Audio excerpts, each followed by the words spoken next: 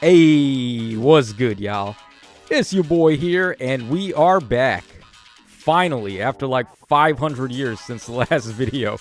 The holiday season has been pretty hectic this year for me. Been doing a lot of stuff and a lot of preparation for actual Christmas. So, haven't really had time to record any videos, but here we are. We have this Double Special Heroes banner that has dropped today, and I mean, this is one of the best double special banners of all time, if not probably the best double special heroes banner of all time, I want to say. Because if we go ahead and take a look at blue, we have two arguable top 10 units in the game color sharing. Like, it does not get any better than this.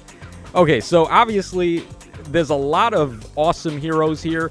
There's two demotes, of course. We have Selena, who's a demote on red, and then we have Olivia, who's a demote on colorless. But unfortunately, unlike past double special banners, they aren't on the same colors, so they will bog down the colors that they're on.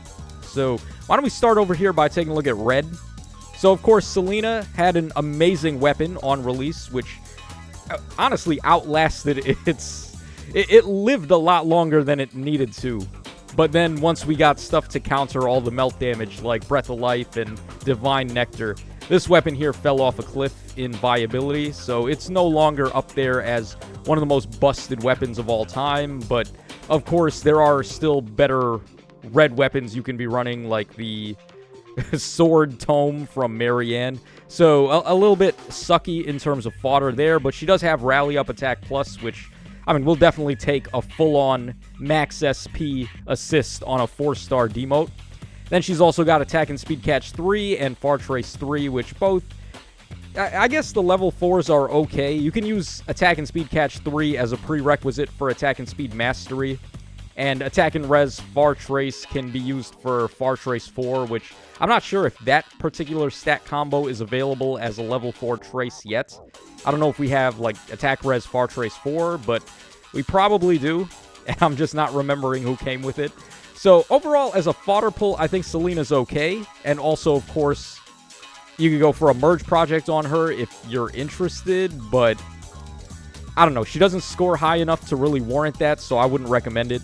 And again, like I said, her weapon's not the greatest anymore, but if you were to use this unit, you would just give her the rearmed Marianne weapon. Alright, and she color shares with this guy. So, Baby Male Robin, the lesser of the two Baby Robins that we got on the Baby banner. Now, this guy's fodder just sucks. He's got Ignis, he's got Flash Sparrow, and he's got Magic Gambit 4, which isn't even as good as regular Gambit 4, and it's even worse off now that Pierceable DR has been completely phased out in favor of non-pierceable DR. So you're never going to run Magic Gambit or Gambit by extension anymore, ever. So, kind of an RIP there, and he's the only unit that ever came with Magic Gambit in the first place, so it really is a missed opportunity there. They didn't even give this guy Flare either, so just even more insult to injury. His weapon, on the other hand, is a giant wall of text, as you can see here, and I'm not even going to waste the time to read all of it, but he does a lot of damage, he sets up fire tiles, and he's got cooldown reduction.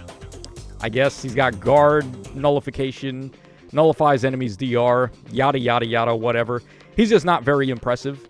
He was at the time, because he does give out Tip the Scales for Rally Spectrum and the stat bonuses, and he can warp to allies, just like the Brave Robin did. But unfortunately, it was a little too late for him to be able to do that. There's just better support here, and we might as well go ahead and take a look at the reason why that Robin will be forgotten forever. So his female counterpart is just infinitely better. This is one of the most busted support units of all time. It's like everything you could possibly want rolled into one, and this is one of the starting points of where these units really were just given everything in the kitchen sink. So she's got action economy. She can go ahead and pop reposition and get an extra action. She has the Crom effect, where when she does that, she also cooldown pulses herself. And also, while she does that, she's inflicting Hush Spectrum on enemies in 3 columns and 3 rows, which is one of the strongest debuff statuses in the game. Then she also gets a shitload of damage. She nullifies guard. She nullifies enemy DR on special. She's got Flare for fodder, which is really good. Infantry Null Follow-Up 4 has actually been rising in value a little bit as newer units release without having Null Follow-Up. It is actually pretty good to have infantry null follow-up for, or like infantry speed tactic and so on. So pretty good fodder there. And attack and speed link 4 is actually pretty solid. It's a nice support assist, but it's only really going to be viable on units that can repo and then move again, like this Robin, for example. And it gives Canto 1 support, it gives attack and speed up 6, and then it gives a light version of Treachery, which is pretty good, but as far as DPS is concerned, you can definitely do a lot better in the B slot, like Occult Strike or Resonance on certain units, and so on and so forth. So mainly her fodder is going to be from her C skill and Flare. And then this duo skill is just one of the most aggressive duo skills in the game. I think maybe Igreen's is more, because she's giving Treachery, and then she gives one other thing. She gives Desperation, and then she gives Resonance Blades, I think. This one gives you Rally Spectrum and Dual Strike. It's like, bro, this is the best unit who grants Rally Spectrum while also giving Brave Attacking, which, as you may already realize, Brave Attacking is one of the only ways to beat this nonsense. So Shield Fighter, big problem unless you have quad or triple attacking, a la Potent, or quadding just with like Brave Attacking or Brave Attack support. So yeah, very important, very powerful unit. I've always, since their release, had them as a top 10 overall unit in the game, and that still holds true, and they are color sharing with another possible top 10 unit in the game, Mrs. and Mrs. Booby. So yeah, cleavage on full display there. And fodder-wise, you can't really argue with Shield Fighter. It's the single best passive in the game, probably. So any armored unit just instantly goes from 0 to hero by having Shield Fighter, particularly your melee ones, because there's not really a good Brave Attack melee unit right now that can just bust through Shield Fighter, unless they're running Potent 4 or... Yeah, really, they just have to have Potent 4, I guess, because there really isn't a good Brave Attack melee unit at the moment. So yeah, Shield Fighter, Omnipotent B-Skill for these armored units, and then that's really the only fodder she's got that's valuable enough, but it's... I mean, honestly, that's all you need, really. Her duo skill is awesome, putting up 2 rows of ice tiles for 2 turns. That's really good. That's such a big wall off on the enemies. It allows you to turtle so good in summoner duels. Just cuts off the enemy's ability to just warp in with nonsense like Celica Ring or Celica herself with pass and bypassing Warp Bubble. This really offsets the enemy's offensive momentum. So it's just an invaluable tool for defense. And then as a far save, we already get the gist. She's damn near unkillable, except if your name is Fogato or Brave Bernadetta or Ninja Lucina, pretty much. And I guess now Christmas Shez can probably do it too. But yeah, tremendous unit. And blue is by far the best on the banner here. Then we have green here with kind of an underrated unit. We have the... What was this? Yukata Mia? I don't even really know what this celebration is. Is it Summer Festival or is it Tanabata? I can never like tell what the difference is between those two. But yeah, we have Yukata Mia here, who is actually pretty interesting with all of the effects that she can do. She does a lot of things.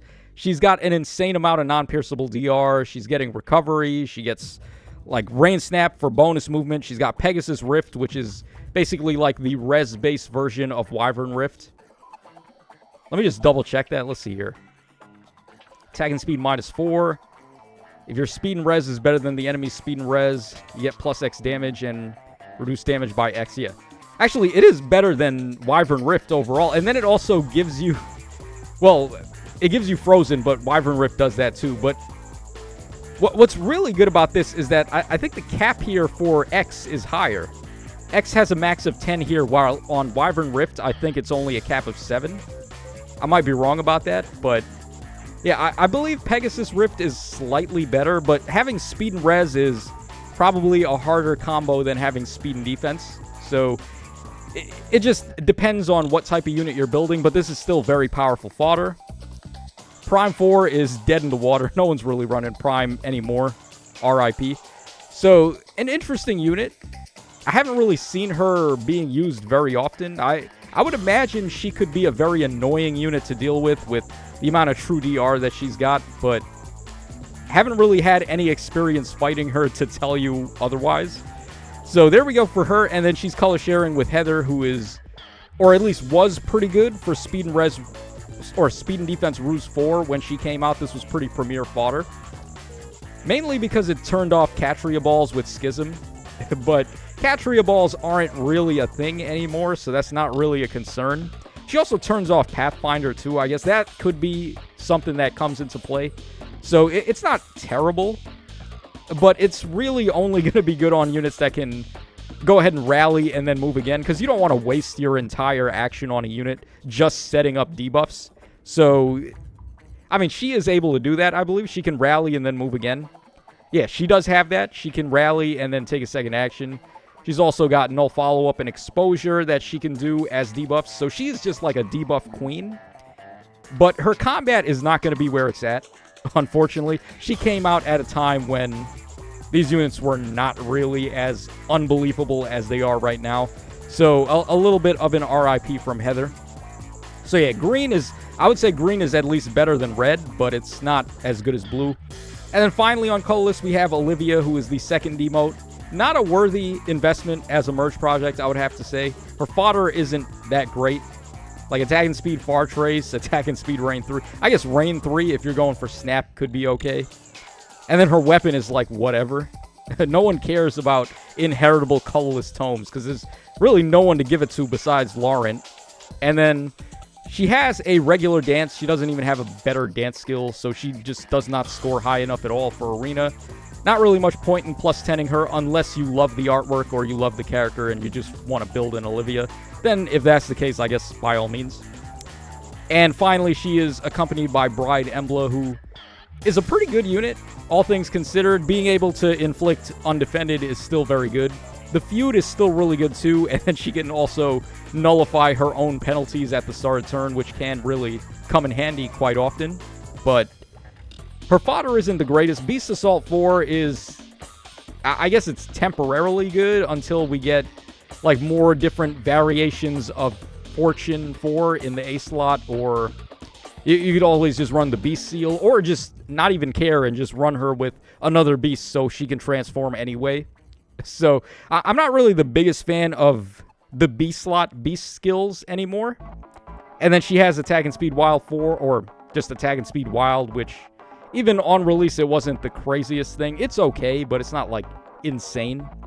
So really the main reason to use this emblem would be for the undefended, which if the enemies are, if we're talking about Aether Raids specifically and the enemies are running King Freyr, then this is useless. So kind of an RIP there. But if you think you can get away with it, then she's still very good.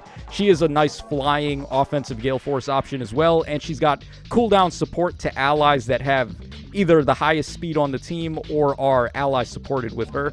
So that can be very good too, just having her cooldown pulse somebody. She's a unit that I don't think is really going to age out, but at the current time, she's more of a like off-meta pick, I would have to say. So let's go ahead and do our free pull here.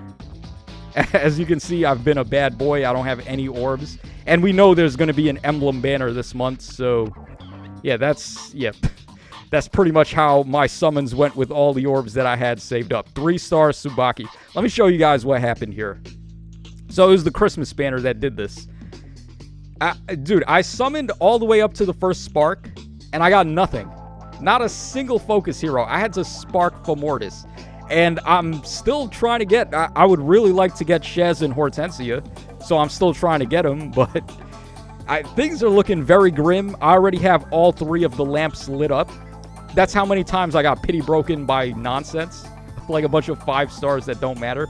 So 8% rates, all 3 of the lamps are lit. I still can't get a 5-star, so, or at least a focus 5 stars. So yeah, I don't know what I'm going to do if the emblem hero this month is very good. I might have to break the bank and buy orbs, which I really don't want to do.